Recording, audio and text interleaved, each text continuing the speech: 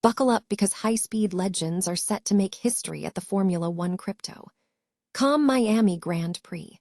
Bonhams Cars is bringing a world-class selection of rare machines to the Miami auction on May 3, headlined by a legendary 2015 Ferrari LaFerrari Coupe, originally built for rock icon Sammy Hagar. This one-of-one masterpiece is joined by an elite lineup featuring a one-of-five McLaren P1 Spider by Lanzante and a stunning 2019 Koenigsegg Regura dubbed Aligua, making this the must-see event for every serious collector. Looking for a fast-charging, ultra-responsive stylus for your iPad? Meet the 2X Fast Charge Active Stylus Pen, designed for 2018 to 2025 Apple iPads. Take your creativity and productivity to the next level. Click the link in the video description to shop now on Amazon. The drama is heating up off the track as George Russell weighs in on the future of his rival Max Verstappen. With the four-time world champion openly questioning his future in the sport due to frustrations with new technical regulations, George Russell admits that, while Formula One is bigger than any single driver, losing a talent like Max Verstappen would be a massive blow.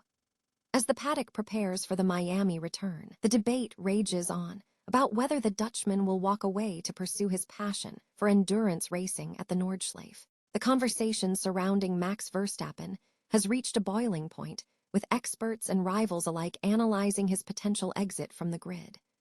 George Russell highlights how Max Verstappen has already ticked every box in his career and deserves to find personal joy in racing, even if that means leaving the pinnacle of open-wheel competition behind.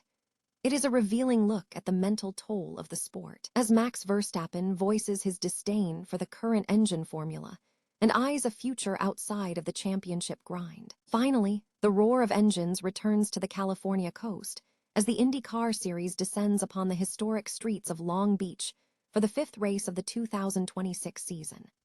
Championship leader Kyle Kirkwood arrives as the favorite to defend his win on this perilous street circuit, but he faces stiff competition from Alex Palou, who is hungrier than ever to secure his first victory at this iconic venue. From the tight turns of the fountain section to the high-stakes qualifying format, this is going to be an unmissable clash of speed and strategy. Make sure you hit that subscribe button and ring the bell so you never miss an update on all the motorsport action. If you thought the grid at the Formula One Miami Grand Prix was the only place to see high-octane legends this year, think again. Bonhams Cars is set to turn the heat up even further this May 3rd, hosting a world-class auction right at the heart of the Miami International Autodrome. We're talking about a lineup of hypercars that isn't just rare. It's the stuff of high-end collector daydreams. Leading the charge is a 2015 Ferrari LaFerrari Coupe that's practically a celebrity in its own right.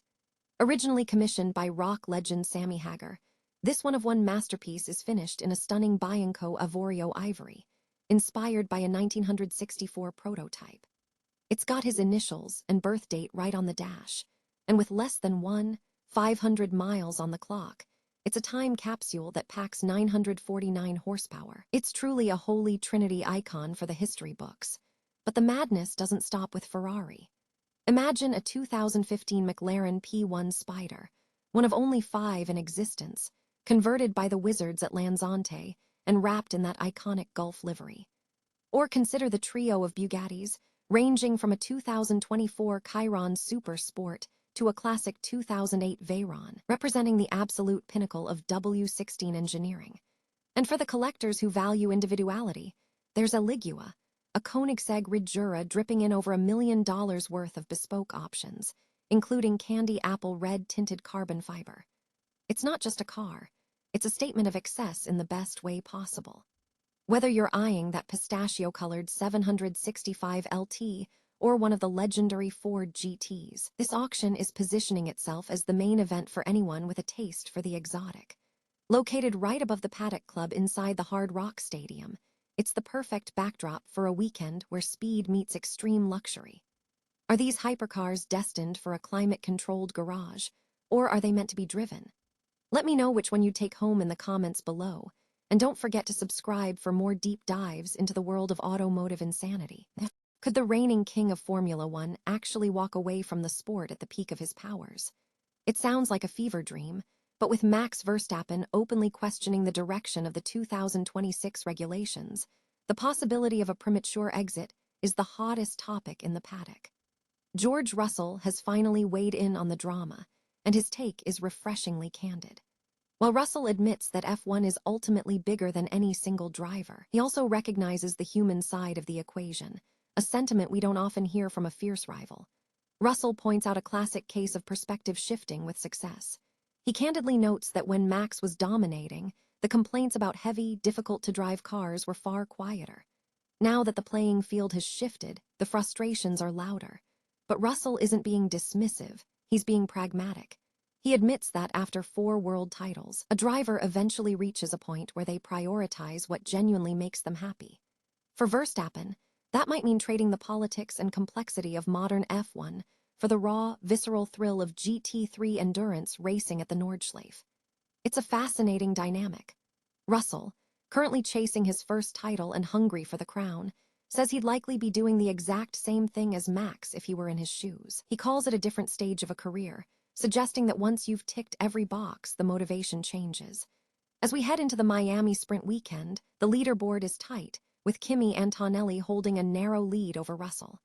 While Mercedes has enjoyed a dominant start, Russell knows better than anyone that this gap won't last forever.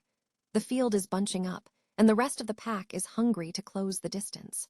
So, what do you think? Is Max just venting his frustration, or are we genuinely witnessing the final chapter of his F1 career? Drop your predictions in the comments below, and don't forget to subscribe for all the action when we return to the track in Miami. After all, in a sport defined by legends, even the greatest stories have to end somewhere. The question is just when. Could we actually be witnessing the beginning of the end for Max Verstappen in Formula One? It sounds like a wild thought, but according to George Russell, it is a perfectly logical career move. Picture this. You have already conquered the mountain, secured 4 world championships, and effectively checked every box the sport has to offer. When you reach that summit, the motivation shifts from hunting trophies to chasing pure, unadulterated fun. We are seeing Max become increasingly vocal about his disdain for the upcoming 2026 regulations, even going as far as calling them a bizarre mix of Mario Kart and electric racing. When a guy who lives to win starts criticizing the very core of the sport, you have to pay attention. Max is already scratching that itch elsewhere, finding genuine joy on the legendary Nürburgring Nordschleife. George Russell, who is currently locked in a fierce battle with his teammate Kimi Antonelli at the front of the pack, admits he gets it. Russell points out that when you are winning, complaints about the cars tend to fade into the background. Now that the tides have turned, and the Red Bull is no longer the undisputed king, the cracks in the relationship between Max and the sport are starting to show. Russell says he would likely be doing the exact same thing if he had those titles under his belt, trading the politics of the paddock for the raw, visceral challenge of GT racing. It is a classic case of perspective.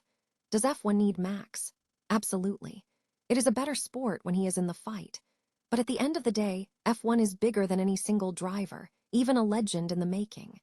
If Max decides to walk away to find his smile again, could we really blame him? What do you think? Is this just a frustrated champion letting off steam? Or are we really watching the clock wind down on his F1 career? Smash that subscribe button and let me know your take in the comments below. After all, championships might define a legacy, but happiness is what defines a life. After a frantic start to the 2026 season, the IndyCar field is finally catching its breath, only to dive straight back into the deep end. Welcome to the streets of Long Beach. This isn't just another stop on the calendar.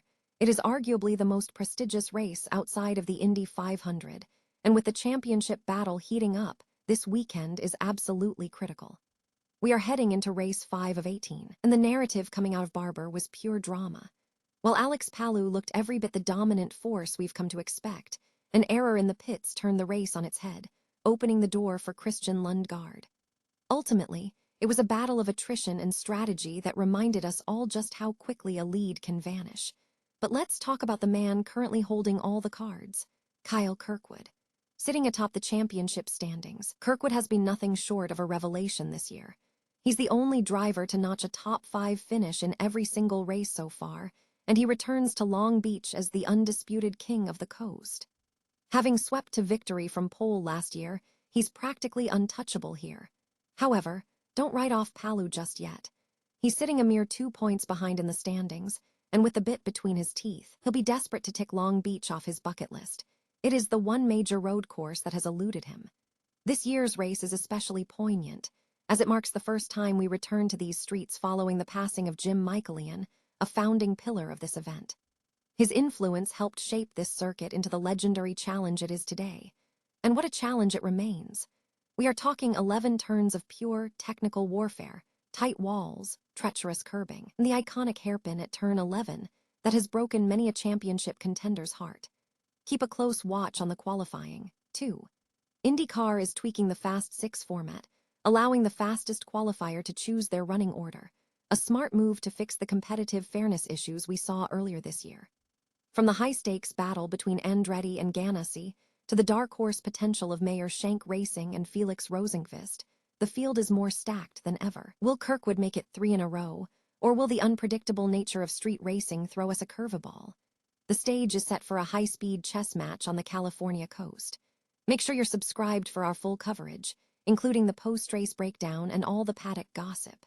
If you had to bet, would you put your money on the consistency of Kirkwood or the raw, hungry pace of Palou? Drop your predictions in the comments below. Let's see who really knows their racing.